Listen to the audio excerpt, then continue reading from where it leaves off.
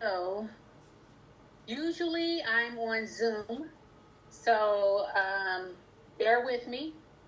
This is my first time using this platform of WebEx, so I think it's pretty much the same. So we will go ahead and roll with it. I am going to share my screen because we have a presentation that I'll follow. If you have any questions, you can either interrupt me or hold them until the presentation is over. I'm flexible. This is an interactive orientation, so you guys can stop me and ask me questions right then and there. This is a new way of communicating the owner orientation for me, so you guys are kind of the guinea pigs, and so you guys can let me know what you need as far as this communication is, okay? My name is Carrie Faithful. I am the Ombudsman and Community Program Specialist at the Housing Authority in the City of Long Beach. And I also oversee the ownership specialist, who is the point of contact for customer service for owners.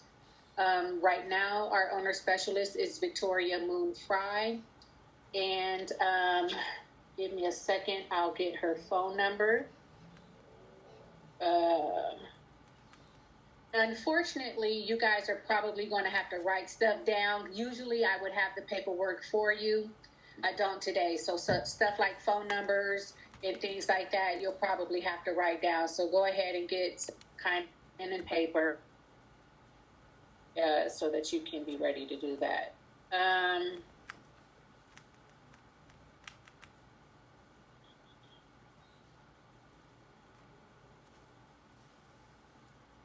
Okay, so Victoria Moon Fry is our ownership specialist, and her phone number is 570-6145.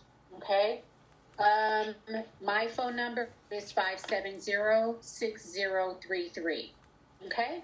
If I start moving too fast, just let me know, raise your hand. There should be an option to raise your hand in this thing, I think, too, in this chat. So, if I keep going, you can just interject. However, we're flexible, we're not formal. Okay, so I am going to start sharing my screen. Just wanted to double check, is that area code for both of the telephone numbers you shared, that 562 area code? It's 562.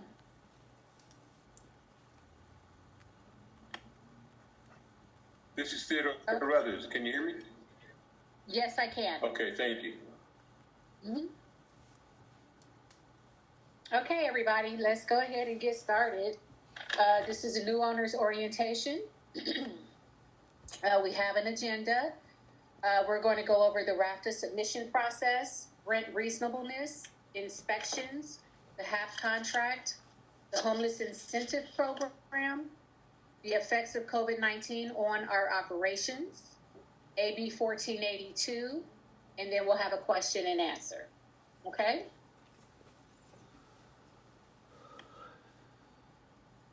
All right, the process. And so you guys do not have the paperwork. I can put the paperwork in front of you, or you can email me your address and I can mail you a copy of this orientation folder.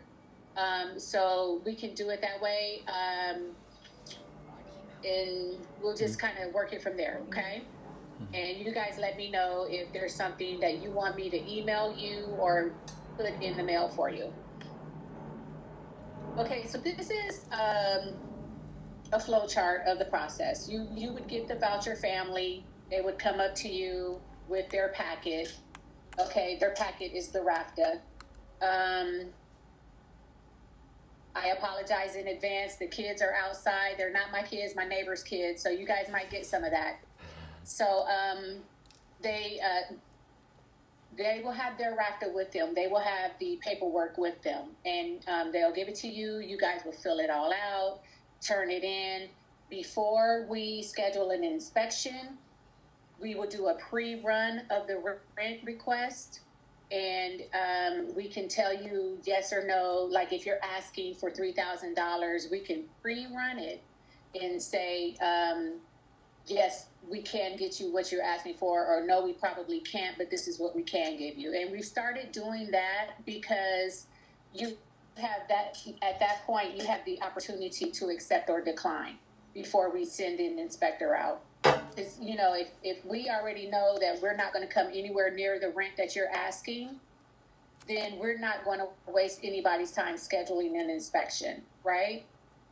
So you accept it, we schedule the inspection is done, everything is good, so we rerun rent reasonableness again. And the reason that we do that is because some things may have changed, right? Because maybe something on your paperwork didn't match what the inspector saw when he went out to your unit. Okay, so maybe it might be some little adjustments, like maybe the water meter didn't match what was said on the paper or something like that. So it may be some minor adjustments. So then you accept or decline.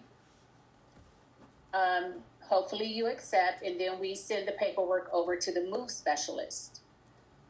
The move specialist will generate the HAP contract. She'll send it out to you. You guys sign it, get your tenant to sign it, and send it back. And then we start releasing the money to pay you guys your housing assistance payment.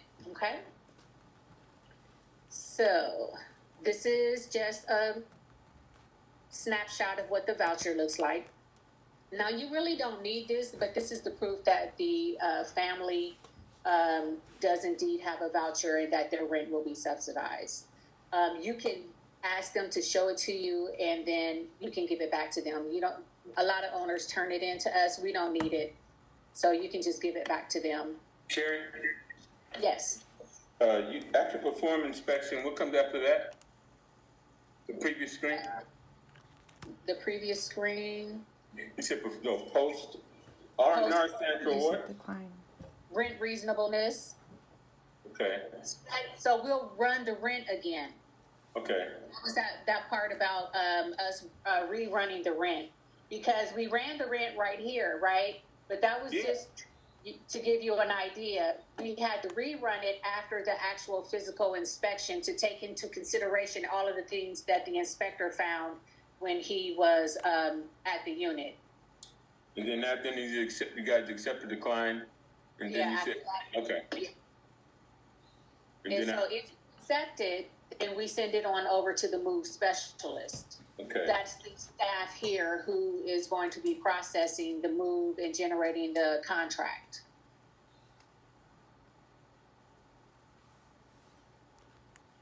And then after the contract is to the move specialist.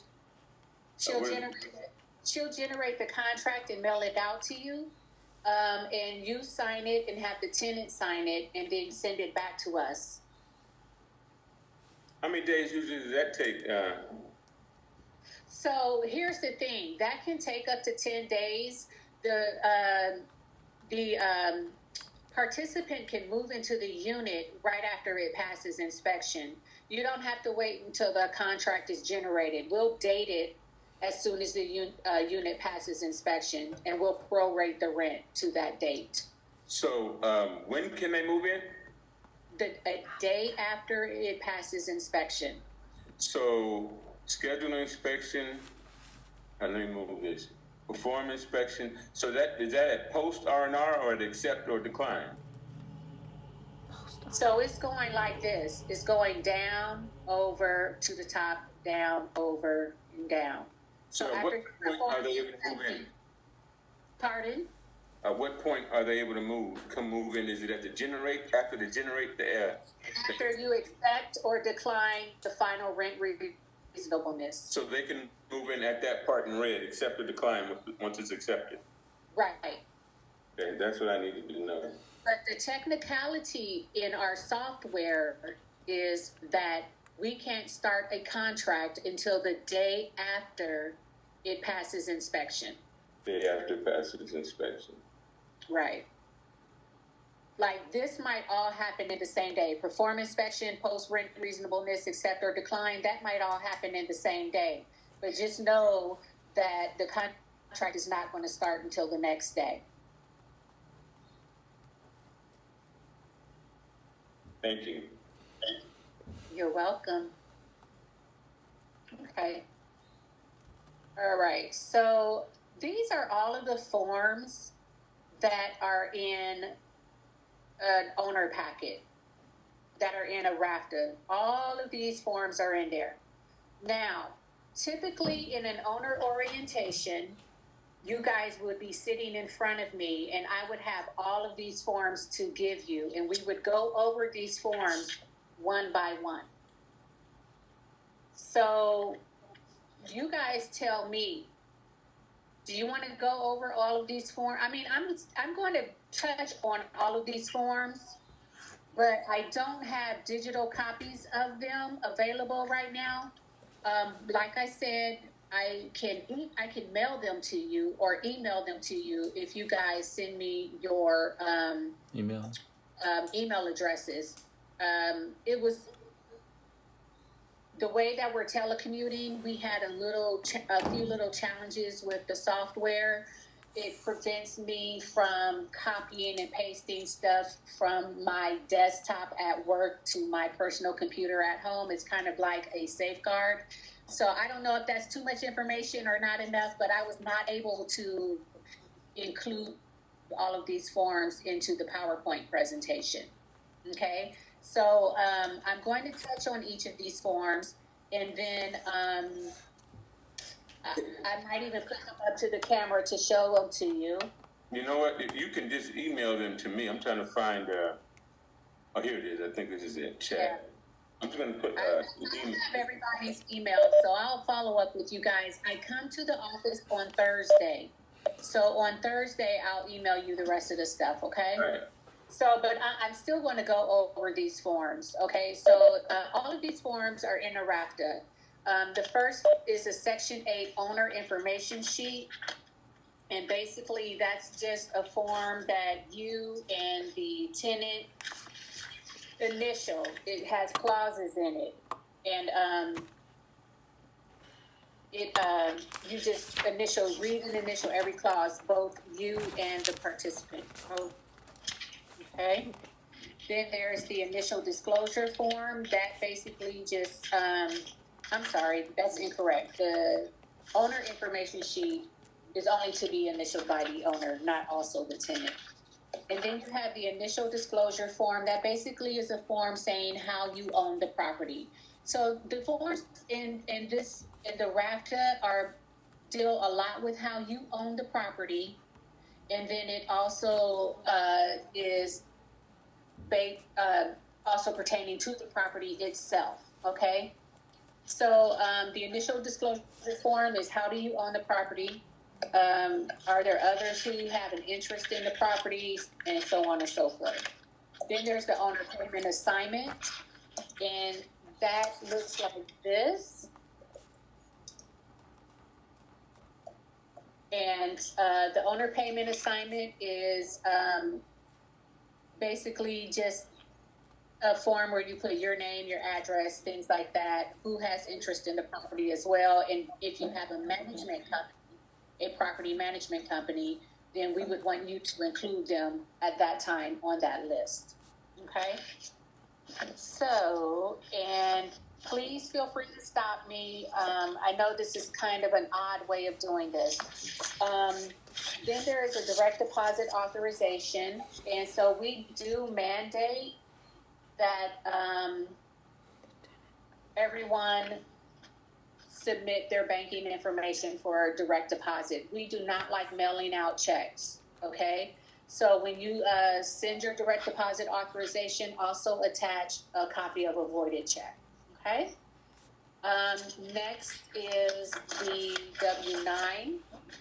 Do need the W-9. Oh, and let me just also say that on all the forms, all the names have to match. So whatever owner name you put on one form, that owner name has to be on every single form after that, okay? So the W-9 is for your tax ID information because we do 1099 you at the end of the year and we report it to the IRS, okay? So after that, we have an owner-tenant acknowledgement, which is basically the, this form has a lot of information on it that you'll need because it shows the family and the voucher size, okay? So right here is the voucher bedroom size. And this is also something where the two of you, owner and tenant, you read it and initial each clause. Okay? El que iba a preguntar. Para la W9 requieren si se puede hacerlo. These as well, because a lot of them have stuff on Si the se puede back, someter okay? con el And ITIN that's number. where ¿Sabes you qué get es caught ITIN up a number? lot of time in TIN delaying number? processing ITIN. of DRAFTAs because sometimes ITIN. people don't pay attention to the back of the form. And Renee there's has a places question. for signatures on the back. The next is the subject property profile. Can you hear me? This is very important that you fill this out completely. This is what our inspector is going to initially go off of when he comes out to the property. So this is where you put how many bedrooms, how many bathrooms. You talk about the meters, the gas meter, the water meter.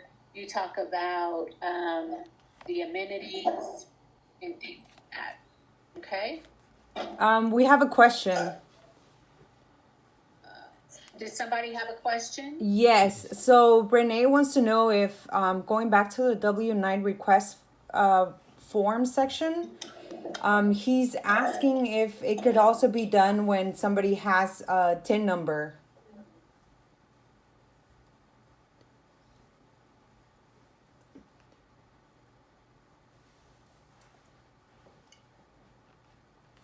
Mr. Amaya, do you have a question?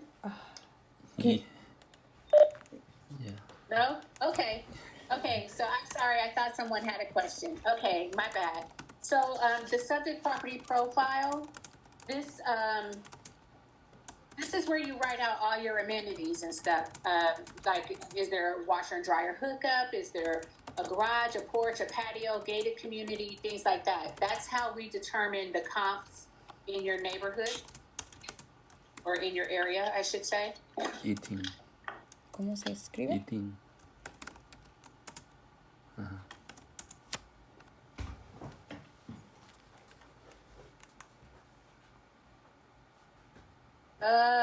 I think so because we have, but I'll get back to him on that. I think so because we have international owners on our program who don't have like SSNs and things like that. So I don't think that that's a problem.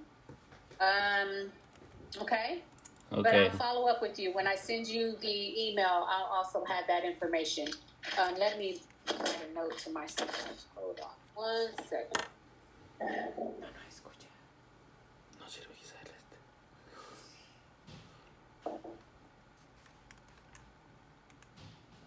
Okay, so I'll follow up with you on Thursday when I get to the office on that, and I send you these forms. Okay, so we are at the RACTA itself. RACTA stands for Request for Tenancy Approval.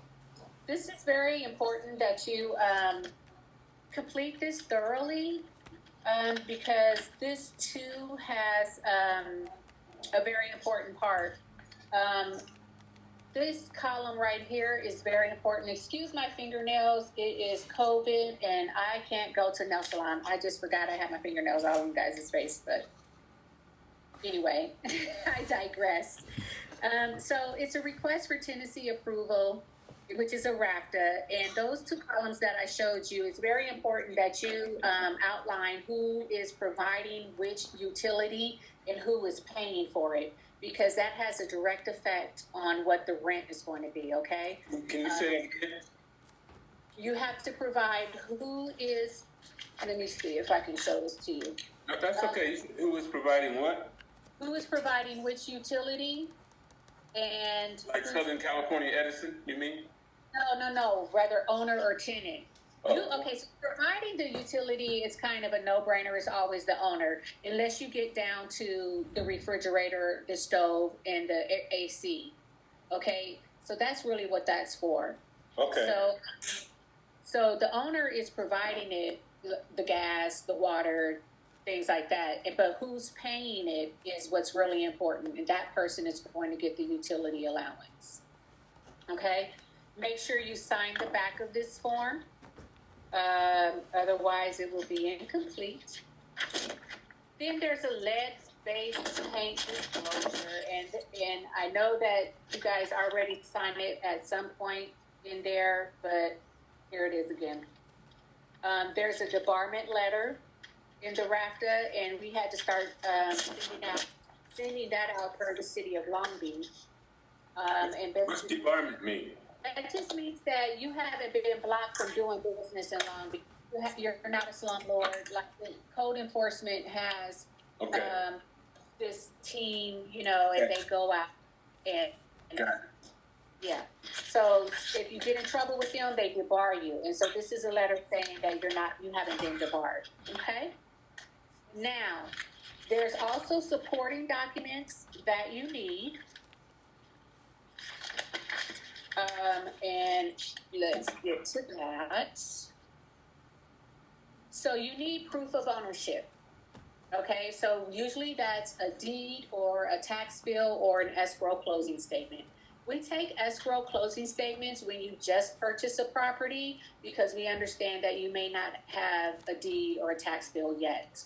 However, 30, 60 days down the line, we are going to ask, hey, did you ever get the deed type of thing, okay? We need proof of tax ID number. So if you have an EIN and you're an LLC, then we need proof of the EIN. Now, we can't make you give us a copy of your social security card, but whatever social security number you give us, we do have to verify with IRS. So if you don't give us a copy of the social security card, it'll take us longer because when we have to reach out to the IRS, it might be 1 or 2 days before they get back to us. Okay, so that's that. What's the purpose of is the social security card to determine whether you're a citizen or not, or another reason?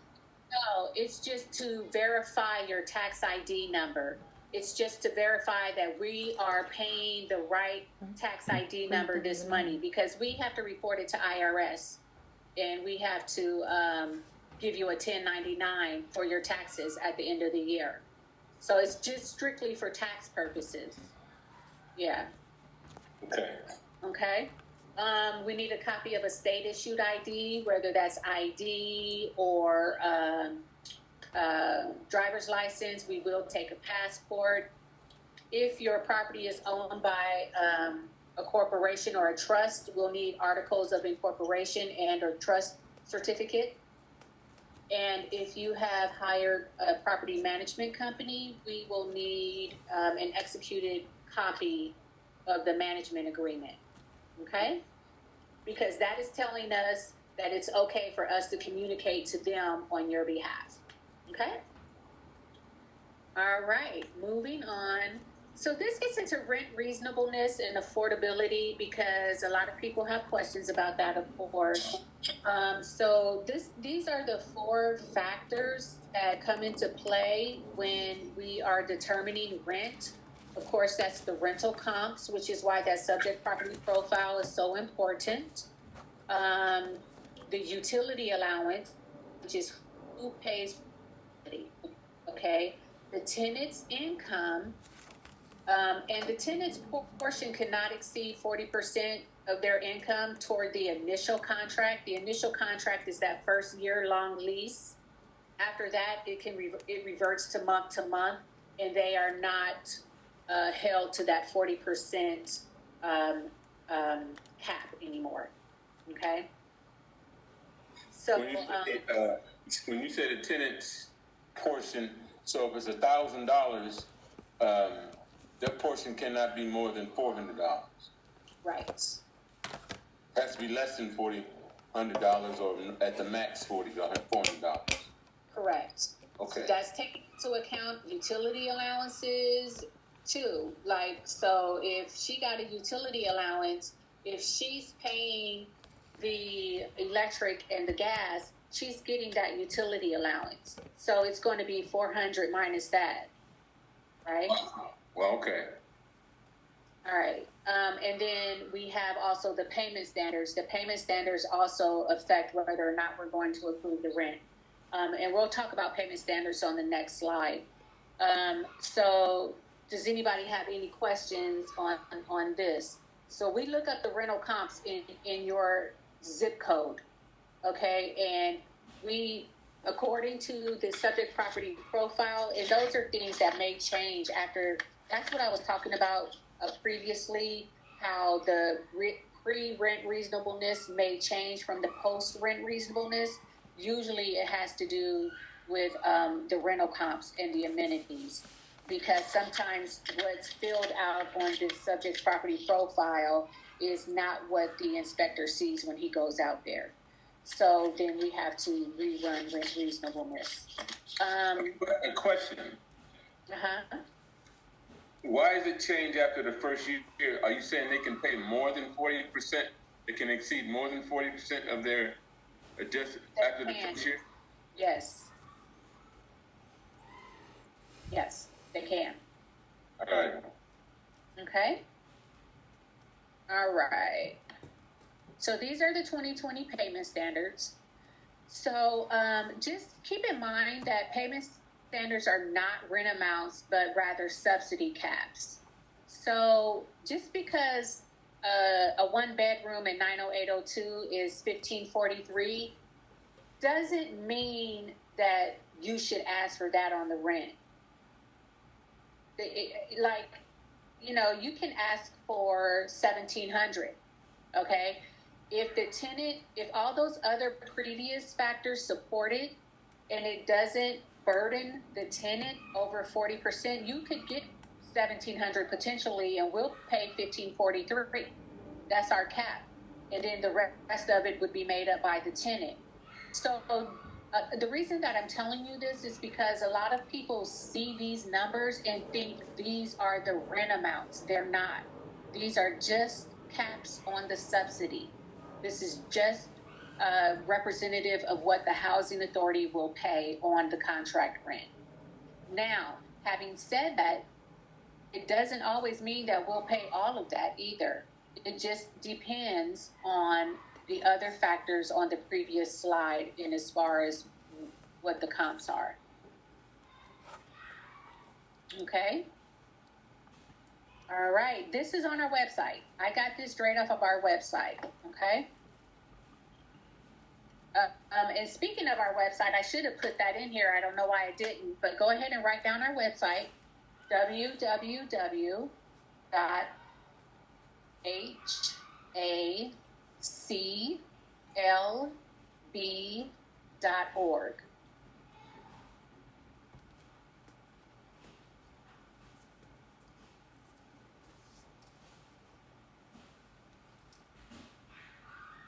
All right. Moving on. Okay, so the person who initially created this PowerPoint was our former inspection supervisor, and he gave a lot of information about inspections, because typically he would be doing the orientation with me and we would be standing in front of you. So I have taken a lot of his slides out, but I've kept a lot of them in as well. So, well, let's just get to it. He's saying use the pre-inspection checklist to prepare for inspection. And he's talking about the different kinds of inspections. So let me go back. The pre-inspection checklist, we'll get to that. Okay, we'll get to that in a couple of slides. It's a lot of information. Fortunately, it's also on our website. And fortunately, a lot of the forms that I'm telling you about is on our website. So we'll do that. Maybe at the end of the orientation, I'll share my screen and we'll visit the HAC LB website. Okay, so there's three kinds of inspections. There's the initial move-in inspection. So, you guys' window is in front of my, okay. This inspection is normally completed prior to approval of a leasing agreement. It provides information about the housing unit or housing complex for the housing authority, the tenant, and the owner of the property. It captures the condition of a unit prior to a tenant moving in. Okay, so it's initial move-in inspection. During COVID-19, we are only physically doing initial move-in inspections because the units are vacant. And we will do a special inspection as well if there's appears to be some sort of health and safety hazard. Come out and do a special inspection. And as you can see, the special inspection is conducted when there's a complaint about a property that mainly interferes with health and safety. So there's biennial inspections. This is the routine assessment of a unit's condition. It ensures that tenants are compliant with the program, and it also allows us to see if the owner is maintaining the property in a safe and healthy condition. So we did change to biennial inspections about 2 years ago. And so biennial inspections are when we inspect the unit once every other year. We don't come out every year anymore. However, we have put biennial inspections on hold because of COVID-19. So it just is not really safe for our inspectors to go in and out of people's houses all day long. So we've had to table the normal biennial inspections, okay?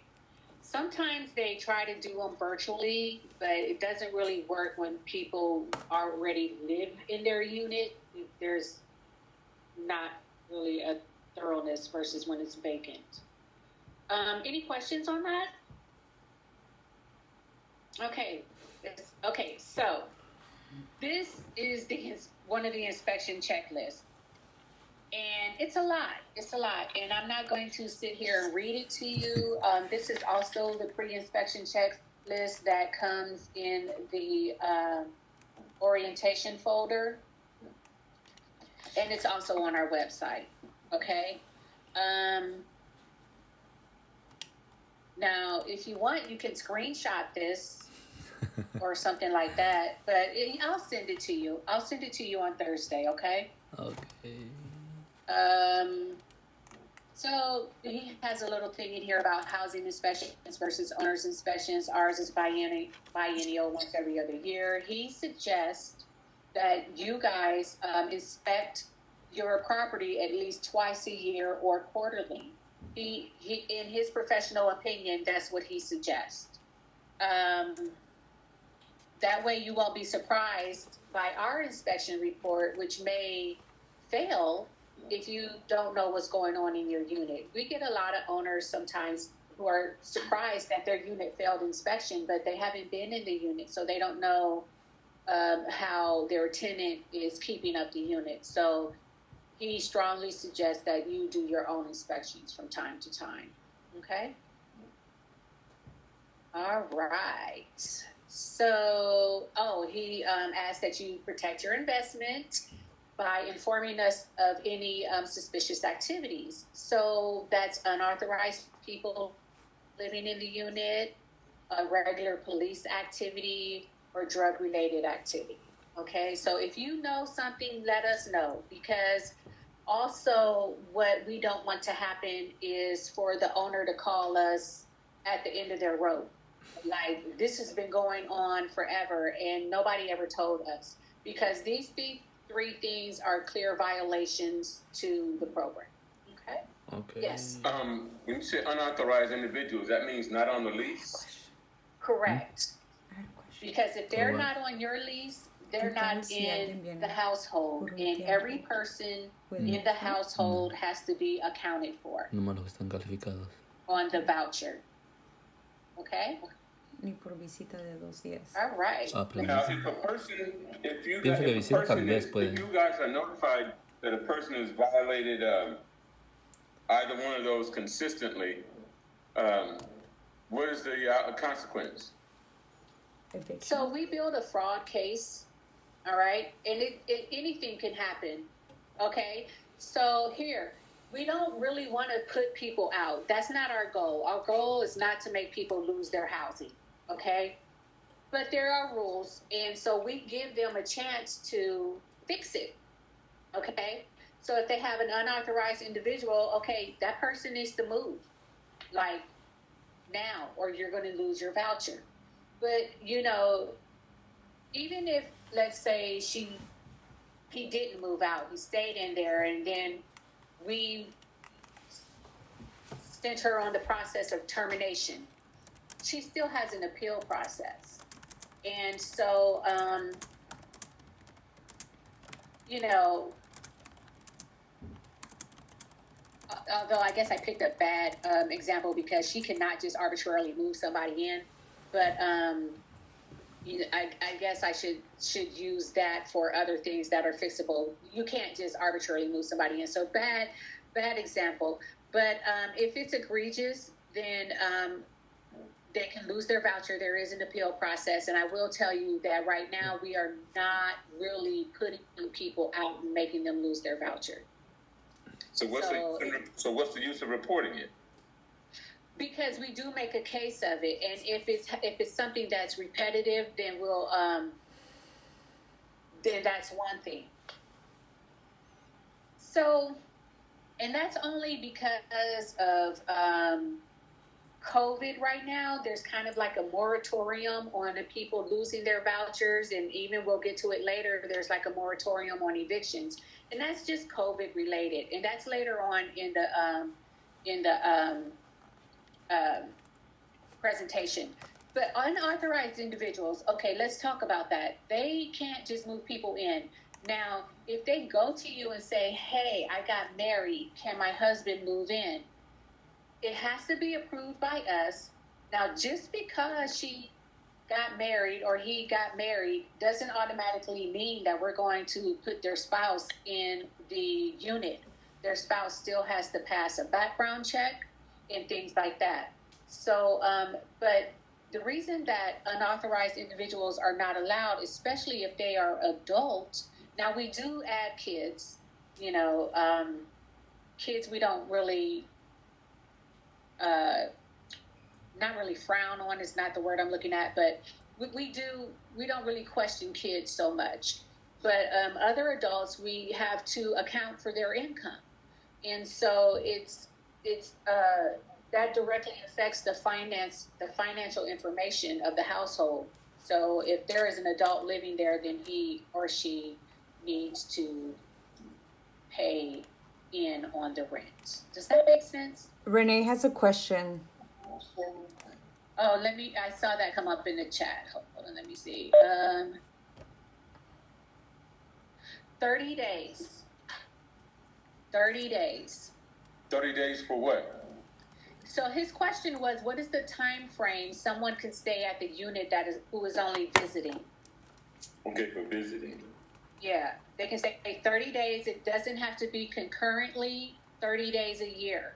So it can be 5 days in March, 5 days in April, 10 days in May, until you get to 30 in a year. Okay? And we're guessing that there has to be like a written request and consent in regards to that other individuals staying in the unit?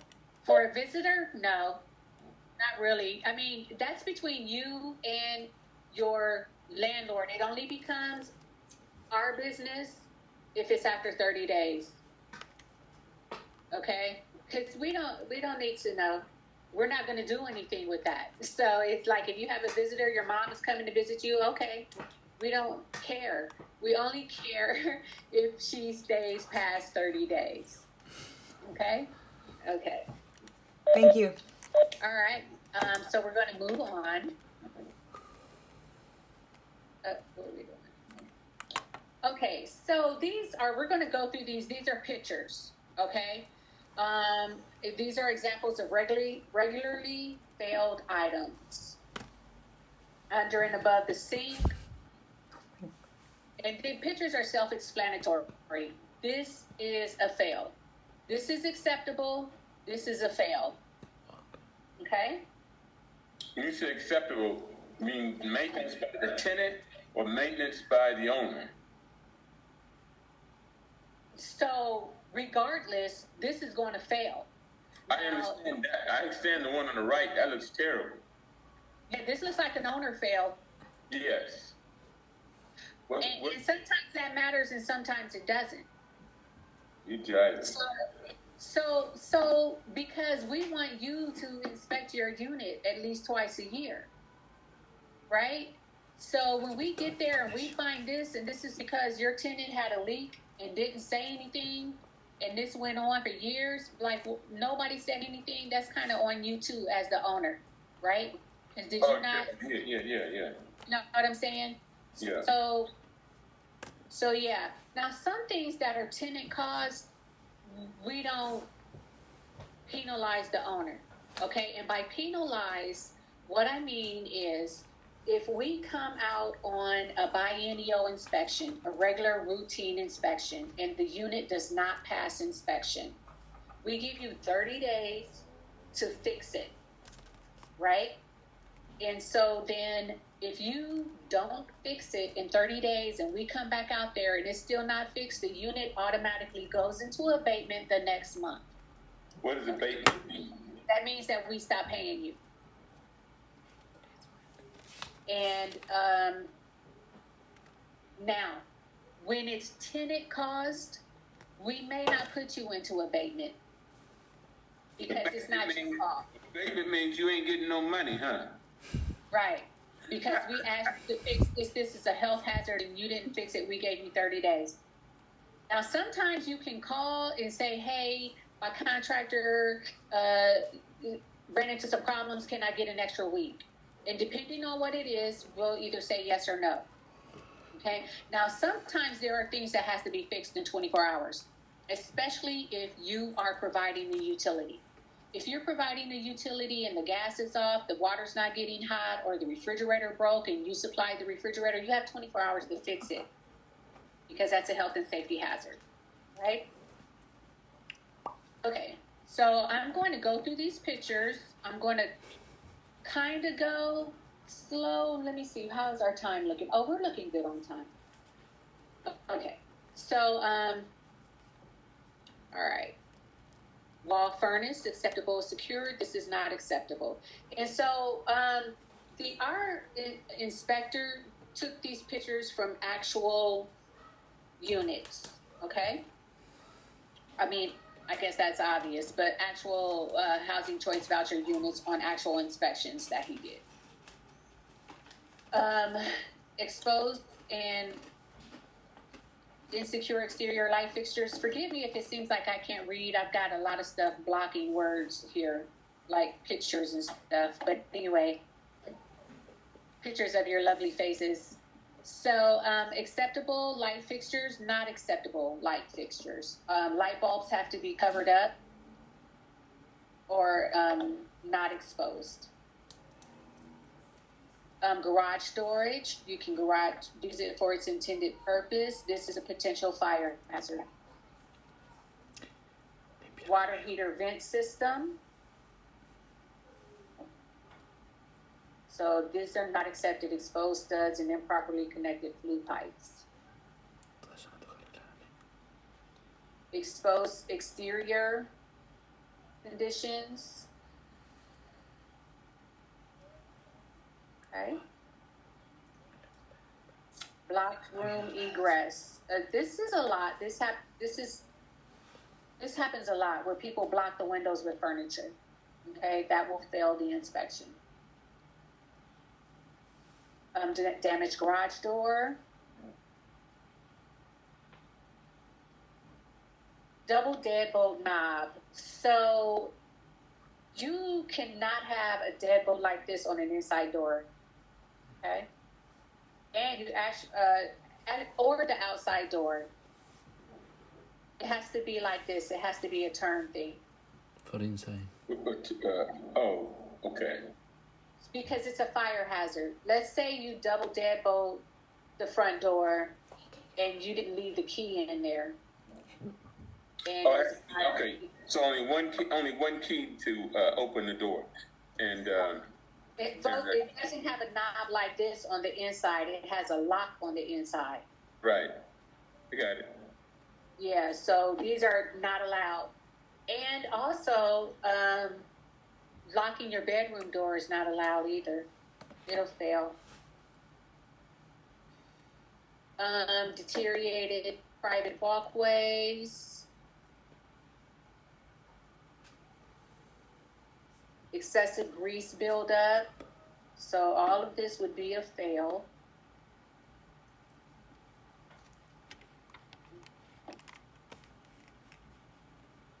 Missing and broken electrical faceplates. These would be a fail. This is a fail. Duct tape.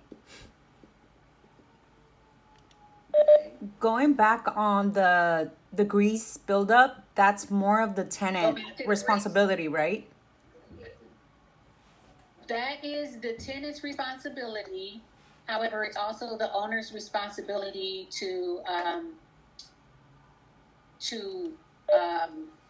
inspect his unit like twice a month, like or not twice a month, twice a year at least, so that he can, get a head start on his tenant's housekeeping.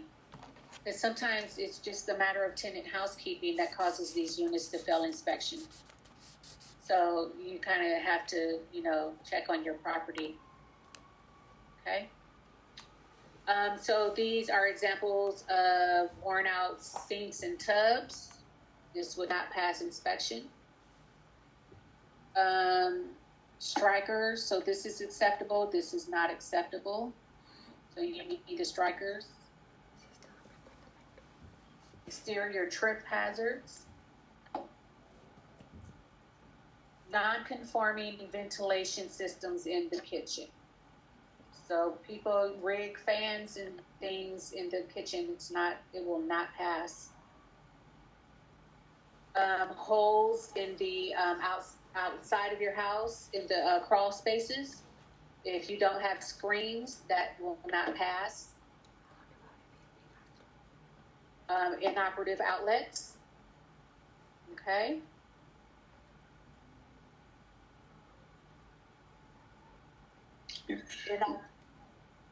Did you have a question? Can you go back to the last screen? You said inoperative with the. How would you know it's inoperative? I see something plugged into there. Is that one of you guys' devices to see if it works or not?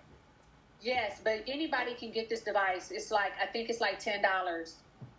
And so what happens is a lot of times the older houses have a 3-prong maybe, and then all the newer stuff has a 2-prong.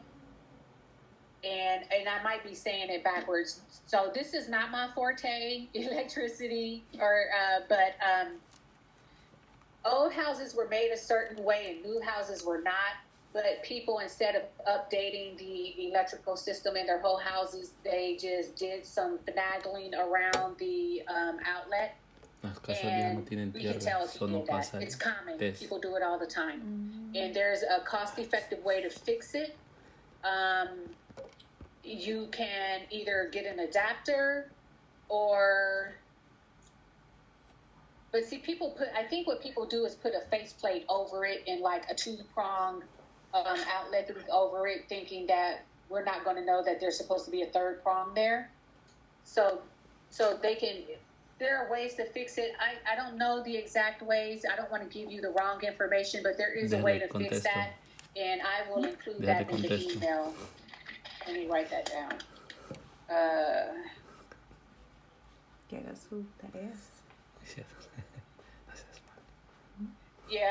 And I've heard him give this presentation a million times, and every time he gets to this part, something in my brain doesn't get it. So I'll ask him how to fix it.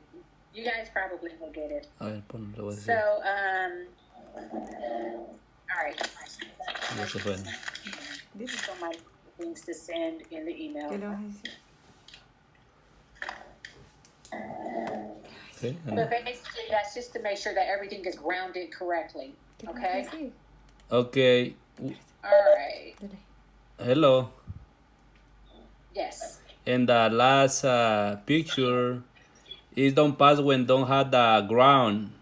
So how you know that is that tool has to turn on the both light from the right side. That indicate is correct. But if turn on the other lights, that saying is incorrect. So most of the time, because the all electric power, it don't have the ground cable. Right. Thank you Uh-huh. for that. Yes. Okay. Let's go. So inoperative window locks. So your window has to have a lock, something like this. You cannot use nails. Like this is a nail. Some people use books and poles and sticks and stuff like that. That will not work. The electrical panels have to be shut, and it has to be labeled. Excessive garbage and debris, this will fail. Damaged ceilings will fail. Okay, so that's it on the question, or on the pictures. So my unit has passed inspection. What is next? So you passed inspection. Now we rerun rent reasonableness again, and we come up with the final number. You accept. If you don't accept, then the whole RAPTA is canceled. We contact the participant and let them know that we couldn't agree on the rent and she will have to find somewhere else. If you do accept, then we will email you the rent breakdown. Rent reasonableness will determine the rent breakdown. So they'll figure out what our portion is, what the tenant's portion is, and they will email that to you, the owner, and also to the housing specialist who is over the case. Okay? So at that point, you can let the tenant move in the next day. Remember, after the unit passes inspection, the tenant can move in the next day.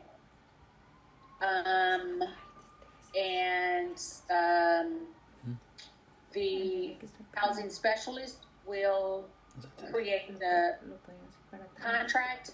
It probably would email it to you just because that's faster these days. Or, it's your preference. You can say, hey, instead of mailing it to me, can you email it to me? We've been doing a lot of email during COVID. So that's one part of our operations that we have a lot of flexibility on now. Because of COVID, you can email the contract. We used to ask for a wet copy, a wet signature to be brought back into the office or mailed back. But now it's just like, go ahead and email it. So once we receive the HAP contract back, so we can't release payment until we receive the contract back, okay? So now we pay on the 1st and the 15th. Normally, everything is paid on the 1st. The only time we pay on the 15th is when we have adjustments or when we have new contracts, like maybe yours will be, and you'll pay on the 15th, the prorated amount or something like that. And then every payment after that will occur on the 1st. Okay, so, but having said that, we shut down for check processing about a week prior to the 1st and the 15th. So if you don't get your HAP contract back in a timely manner, and when you do get it back, it falls within that downtime, your payment is going to have to wait till the next payment cycle, okay? Because we weren't able to get it in a timely manner, okay? So if you're trying to hit the first of the month with your payment, and it's, let's say it's July 26th, you're not going to get it by the 1st. If it's July 25th or 24th, you probably are not going to get it by the 1st, because we'll probably be shut down into check processing. So I just wanted to throw that out there. Yes. So that means will there be 2 payments the following month? Yes.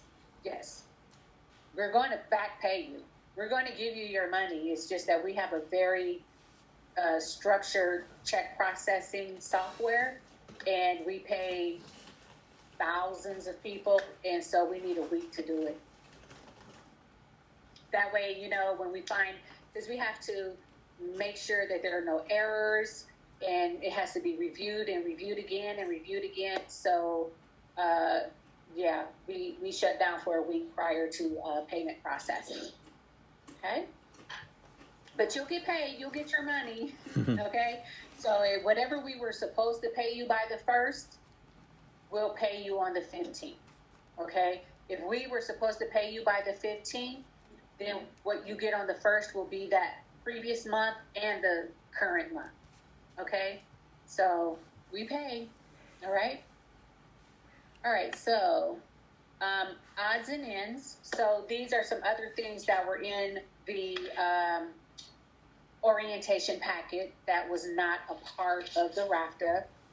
The definition of disability. I do just like to bring it to the attention of my owners to be aware that we are regulated by fair housing, and we don't discriminate based on any of the protected classes, and that if we find out that an owner is discriminating, we are mandated reporters, and we will have to notify the Department of Fair Housing. Okay?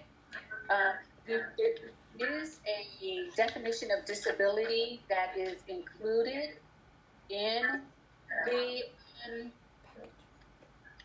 orientation packet, and I'm going to read pieces of it.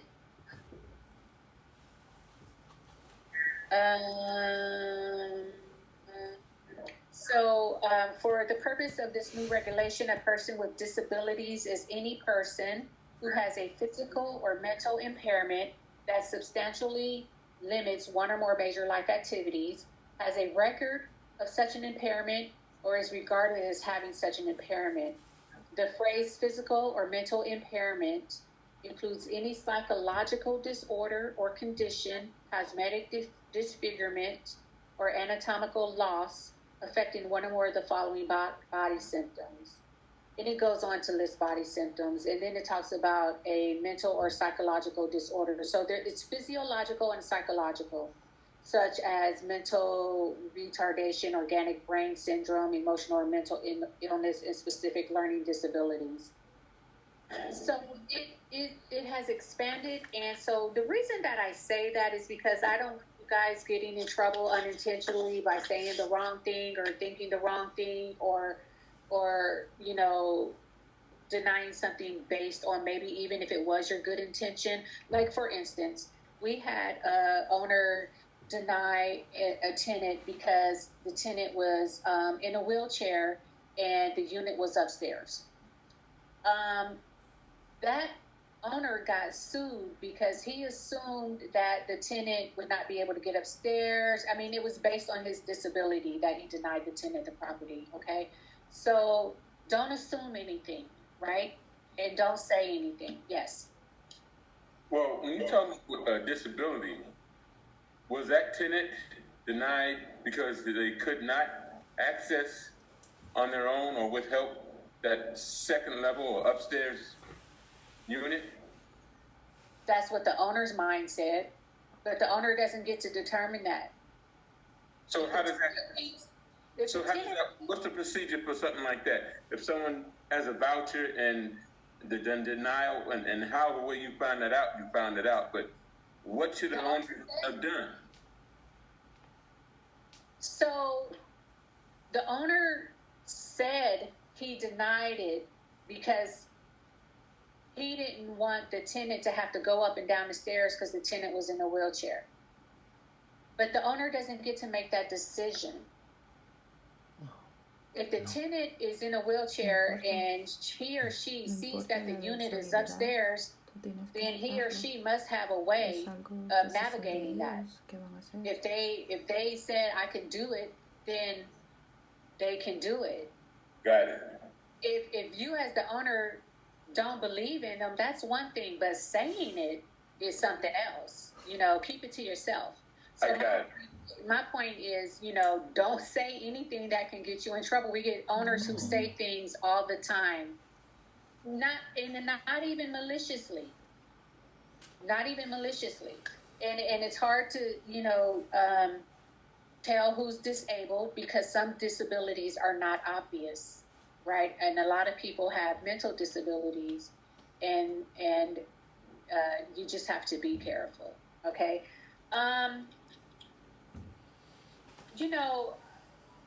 Piggybacking on disability, I also wanted to advise you of terminology that you can't use when it comes to children because they are a protected class. So you can't say no children playing in the common area, okay? No children allowed, or no. I have another owner who wouldn't rent an upstairs unit to people with kids because he didn't want his downstairs people to be disturbed by the sound of kids thumping around upstairs. That was discriminatory, and he was sued for that. Okay. So people also get in trouble when they have common areas and they say no children. The thing to say instead is no loitering, no gathering in the common area. It has to be extended to everyone. You cannot single out children. I just wanted to throw that in there. I want to talk about no loitering or what in the common area you said? Gathering. ¿Y si tienen animales? Si tienen animales. Renee had a question in regards to like pets, having pets in the unit. Yeah, about having pets in the unit. I can't hear you. Having pets in the unit. I can't hear you that well. I'm so sorry. Yeah, you probably need to type it out on the chat instead of trying to say it. I know it's a language issue. So pets in the unit, that's between you and the tenant. If you allow pets, we're not paying for it. Now, speaking of pets, though, please be advised that service animals are allowed in any unit. You cannot say that a service animal cannot come into the unit. Okay? Service animals are different. But pets, you can charge a pet fee, and you can't charge a pet fee for a service animal. Now, what's the difference? I understand a service animal, but you said a service fee. You said you guys don't pay for the service fee.